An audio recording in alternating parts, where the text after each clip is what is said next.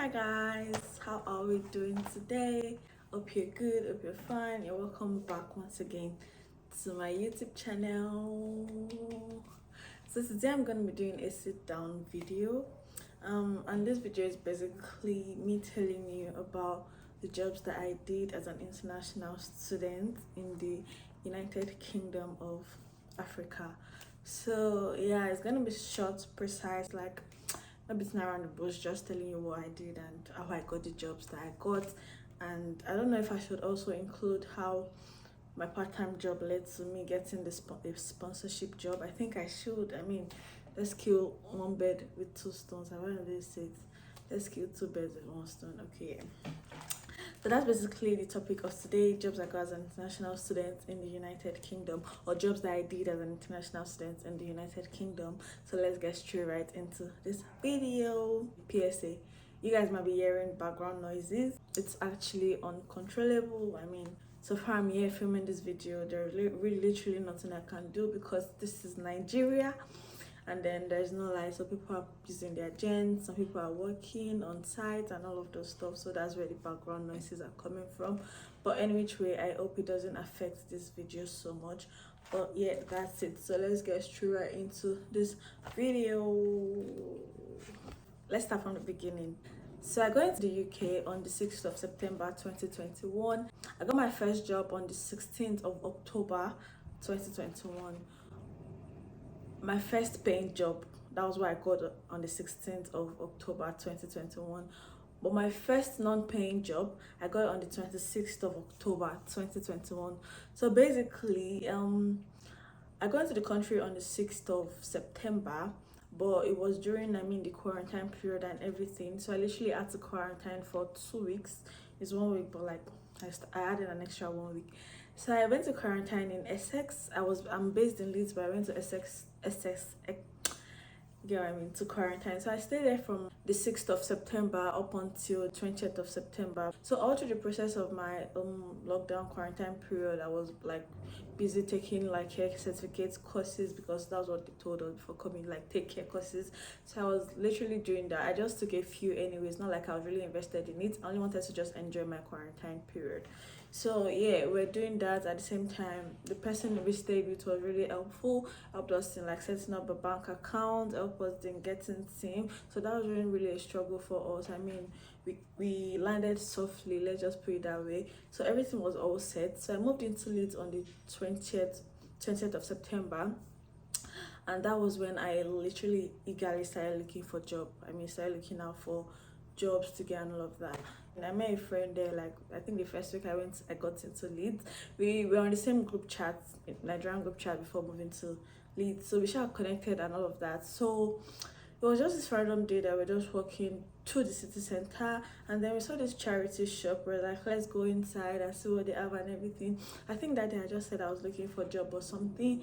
I think I just said, I can't remember how I got the job, but it was just there on the road to the city center. So we went into it. I don't know how I got the job, I can't remember, but I think I went into the shop and said I was looking for a job or something. Either which way, I got the job. It was a charity shop and a voluntary role. I wasn't going to be paid, but I was going to be given stipend in the sense that you can get £5 for a week. So yeah, I didn't mind anyways, because my goal of like getting the job was to get a UK reference, because UK is so invested in experience and UK reference. Yeah, so that was my motive. That was obviously my first time in the UK. I've never worked in the UK before. I didn't have a UK reference and all of that, so I felt if I got this job, I could use them as my reference for the next paying job I might possibly get. So that was my mindset going into the job. So I got the job on the 26th of October. Mind you, I moved into Leeds on the 20th, so that's like 5 days after. So I got the job, I was doing it. It was cool. I'll go to the shop, take stock, arrange the shop, attend to customers, like when they come in to like look at clothes, tell them the price, all those stuff. So I was like the cashier and just at the desk, let's just put it that way. So yeah, and I also benefited from it as well. I got stuff really cheap. My first set of jackets that I got, that I'm even still using up until now, 2023, I got it from the charity shop. Like really really good stuff from the charity shop. I mean, you can get a jacket for 30 pounds. I mean, you can see a jacket for 30 pounds, like the new one in the store. You can get it for like 5 pounds in the charity shop, based on the fact that I'm working there, and also it's actually quite cheap even though I'm not working, even if I'm not working there. So I got free things sometimes, like I didn't have to pay, while some I paid really really cheap fees. So that was the thing that I benefited from there anyways, and I used the owner as my reference for my future jobs. So you see, since I didn't really care about the money as at that time, even though I was really desperate, like I needed money, but like I was like, reference, like that comes first, because yeah. So I did that from that 26th of September. Not like I was literally going every day. I don't think I was going every day. I think twice, because obviously I had school. So I think maybe twice or 3 times. I really can't remember my consistency, but I was going. So I did that from September to December. In November I started fluctuating. I wasn't consistent as much. So in October, on the 16th of October 2021, I got my first paying job. No, I didn't get my first paying job on the 16th. I think I got it early, like first week in October, but I got my first shift. Like I went for my first shift on the 16th of October. So basically it was this hospitality job as it was this hospitality job, Arc Hospitality. Someone told, not like someone told me about it. Someone who has been here before me, like, used to post a shift and all of that. So I asked her what agency or what company was she working with, and she like told me the company, and I was like, okay. And then I applied because they have places everywhere. So I applied, and luckily for me, they work in Leeds as well. I mean, they have places you can work in Leeds and outside of Leeds as well. So I applied while also doing the charity shop. So I used my charity as my reference, because obviously I was still working there. And then yeah, the whole process was processing. I got the shift on the 16th of October. I went for it. So basically the hospitality is just me going for events and me assisting. You know, when you go to a restaurant, you have waiters and waitresses. That's basically what happens. So you can be a waiter, you can be a runner, you can be a kitchen porter. Kitchen porter are the people that wash plates after like get served and everything. I've done that. I did it as part of the job, the hospitality job. I did at some point. But the waiting and waiting to take orders, I never did that because I just didn't know how to. So I was literally always in the kitchen, like just taking food out to serve people. So that's basically what the hospitality job is all about. And what I loved about the job was that I could go places like outside of Leeds, see other cities, see other towns. It really like opened my, yeah, okay. So I really loved that part of the job, like just living Leeds and like going to Doncaster, Bradford, Market Racing, just going to different places. Like I really loved that. So that was one thing that I loved about the shift, and the pay was like sensible enough. It was really really fun, to be honest. I really loved that job. So that was like my first official job, but my second job as an international student in the UK, hospitality and events. Yeah. So my third job will be a mail sorter. So I sorted mail for Royal Mail. How did I get this opportunity? Someone linked me up to it, like from Twitter, sent me a post that, oh, Royal Mail is accepting application for Christmas mail sorter. This was around November period. Like Christmas mail sorters, people that sort out mails, like during Christmas period is actually really quite busy. So it linked me up to it, and then I applied. Initially it said it wasn't successful, but I don't know, they shall go back to me. So I followed through the process. I used my charity as my reference. Unfortunately, I couldn't use the hospitality people as a reference because they're like a big organization. They really do not know you one-to-one, if you get what I mean. So I really did not use them for any of my references at all. I just kept using the charity organization. So yeah, we sure did all the paperwork and everything, did DBS check. There's always this DBS check everybody's always doing. Did DBS check, and then what next? Yeah, I started working in November. I think first or second week in November with Royal Mail as a mail sorter, sorting out mails, sorting out parcels. Yeah, just what you do in I don't know what they call these places, but yeah, I did that for like 1 month. So that was my while I was still doing this charity. But I said I wasn't going every day, probably twice a week or so, something like that. So I did that for 1 month. I was under 20 hours, so I could only do like 2 days in a week. So I wasn't doing more than 2 days for that. I was just mixing everything up. Mind you, I was still doing my hospitality and I was still doing my charity. I mean, I was just mixing it up. Sometimes, not every day you get shifts for hospitality, and it's not every day I go to charity shop. So, like, it's when I see shifts I go, if you understand what I mean. Not like I was doing every day. So, I did that for 1 month, and the I really enjoyed the pay. It was really really chilled. Like I really made sensible amount of money working with Royal Mail as a mail sorter. So I had to leave because I already booked holiday for December as pandemic go and celebrate Christmas now. First Christmas in the UK. So I left the job and went on holiday. Okay, so unfortunately on coming back the job wasn't there anymore. They said they didn't need staff and that they were less busy, that there was nothing much to do. Remember, I got the job as a Christmas meal sorter, so obviously January, Christmas has passed. So yeah, unfortunately they said there was no space again. So I literally went on holiday and came back jobless. But I still had my charity, which wasn't paid, and I still had the hospitality, which was once in a while shift. Like shift is not constant. I have a 20-hour limit, but I'm doing 16 hours per week. Like the shifts were just not there. So in January I was jobless, but I was still taking 1 or 2 shifts from the hospitality. I'd already stopped working at the charity because I just couldn't anymore.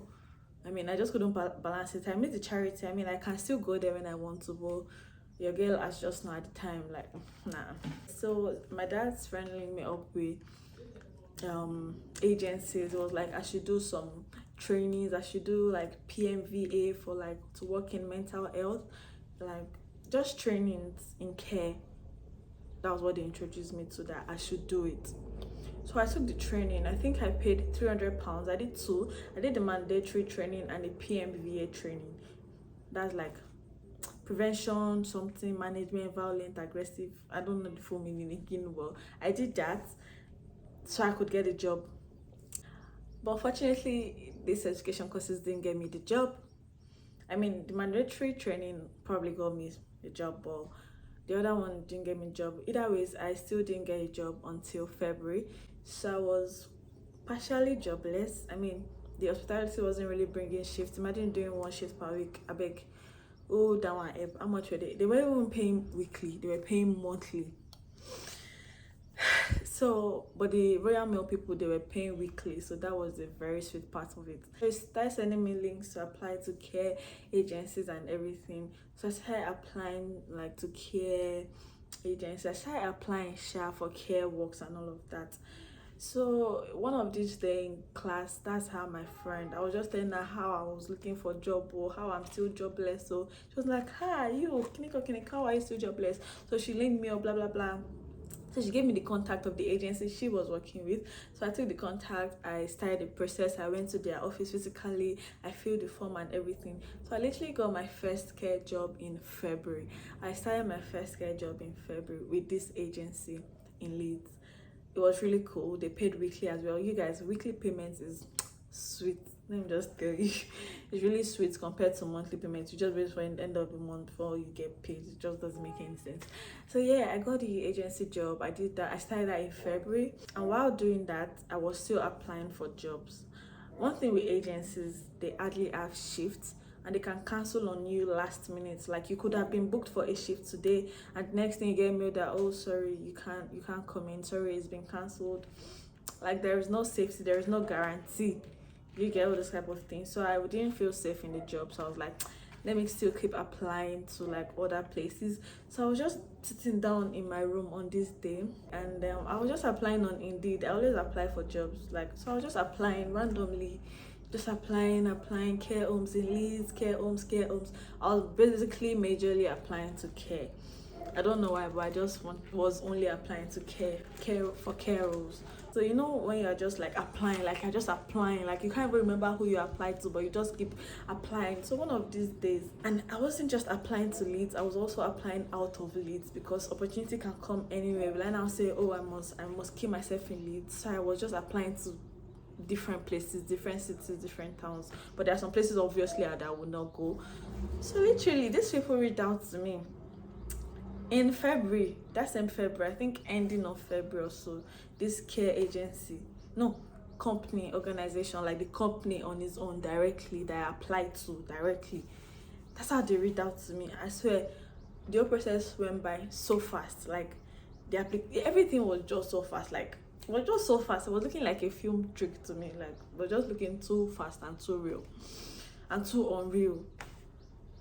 I got the job with the care organization that I am still working with presently. I got it with them, let's say ending of February, and I started working with them officially on the 28th of March 2022 up until now. So I'm already 1 year plus with them. So that's like my fourth job. Yeah, that's how I got the job that I'm working in right now. So those are the jobs that I've done. All right. Well, I'm just grateful to God for my process so far. I mean, from when I got into the UK up until this present moment, I don't take any of what has been happening in my life for granted. Life is a process, obviously, and we have to experience certain things to get to where we are presently. So that was a learning process for me. I mean, right now I can't do the jobs that I did then when I came. I can still volunteer, but like, you get what I mean? Like, I can still volunteer. I will still volunteer, but I can't be doing hospitality again, for example. I can't be doing mail sorting again, for example. I'm a graduate now, so why would I be doing mail sorting? So I'm obviously going to be looking for better and more bigger opportunities by the grace of God. So those are the jobs that I did as an international master's student and the process of how I got them jobs. I'll just advise you guys to just keep trying. I know people get, unfortunately, it is, you cannot avoid an unfortunately of unfortunately you cannot avoid an unfortunately. Like when you apply for jobs and you get unfortunately, it's just something you get used to, but don't get too used to it. Like, take a step back, come forward, reassess, reflect. What am I doing? What am I not doing? Reapply. Keep applying. Don't give up. Because if I had given up and just waited with agency, obviously I wouldn't be where I am right now. Not like I'm in a best place, but at least I'm somewhere.